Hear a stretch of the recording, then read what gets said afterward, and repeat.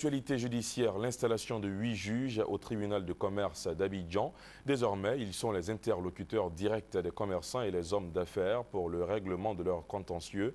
Ado Richard, le procureur de la République, leur a recommandé la culture de la probité, la loyauté afin de résister aux tentations. Le compte-rendu est signé Herman Yami.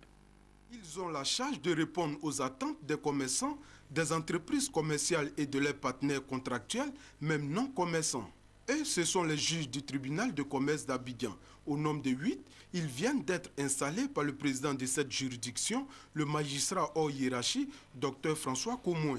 Désormais, avec la Cour d'arbitrage de Côte d'Ivoire et la Cour commune de justice et d'arbitrage, les opérateurs économiques disposeront de moyens variés, alternatifs et efficaces de règlement des litiges nés à l'occasion de leurs actes de commerce. Tous ces litiges qui nous parviendront seront gérés avec efficacité, de façon transparente et en toute intégrité.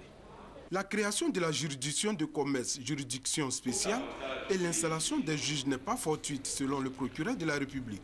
Elle est justifiée par les impératifs spécifiques liés aux affaires commerciales. C'est pourquoi il invite les impétrants à travailler avec abnégation et responsabilité, surtout à faire montre de vertu morale. D'abord la probité, l'honnêteté, l'efficacité, l'intégrité.